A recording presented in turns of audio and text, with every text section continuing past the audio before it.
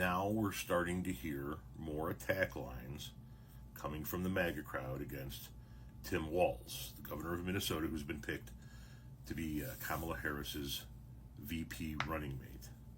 One of those attack lines we're going to go ahead and put to bed right now. You're going to hear, and you've probably already started to hear from all of the MAGA chodes on this app, how Tim Walz let Minnesota burn during the 2020 George Floyd protests.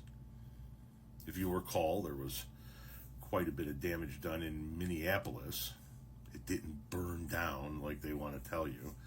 And it was actually started by their side. We can prove that because there are people awaiting trial still and who have been on trial from the conservative right for starting those riots. But I digress. The attack line is that Tim Walz, governor of Minnesota, let Minnesota burn. The reason why you're hearing this from the MAGA crowd is because Trump himself is pushing this bullshit line. This is from Trump's own Truth Social feed. Tim Walz let Minnesota burn. Okay? Donald Trump himself saying Tim Walz let Minnesota burn.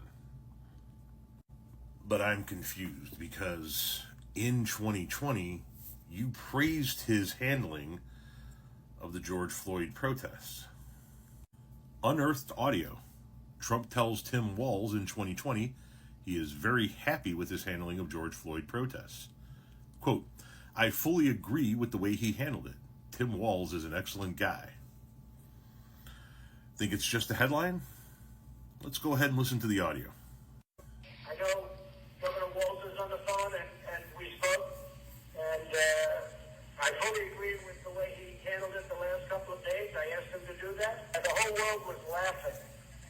3 days later, I spoke to the governor. The governor's, I think on the call, and he's an excellent guy.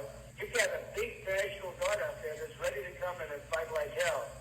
I tell you, the best, what they did in Minneapolis was incredible. They went in and dominated. And it happened immediately.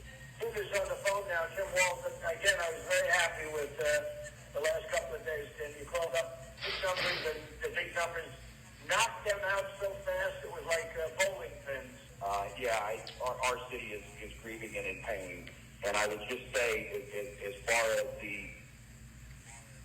potential, the peaceful protesters who are expressing an outrage that is real. They witnessed 8 minutes of a man dying in front of them.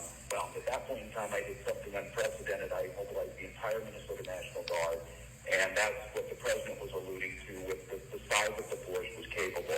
But I think, again, Mr. President, you asked on explaining this, I would just say, it's going to be very difficult. There are bad actors in this, but there is such a legitimate anger. Our real dilemma here is to transition badges to the catalyst that sparked this across the country, and that was what happened with the Minneapolis Police Department.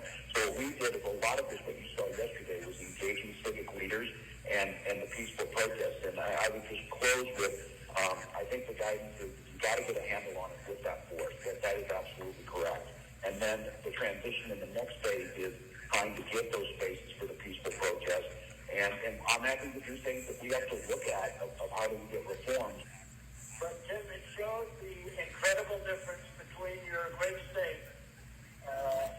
yesterday and the day before compared to the first few days, which was just absolutely.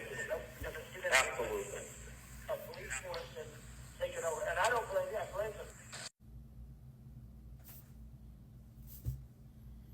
In 2020, you told him he did a great job. In 2020, you told him what they did in Minneapolis, what he did in Minneapolis was just simply amazing. In 2020, you told him his state stood out against all the other states. In 2020, you told him you didn't blame him for any of that.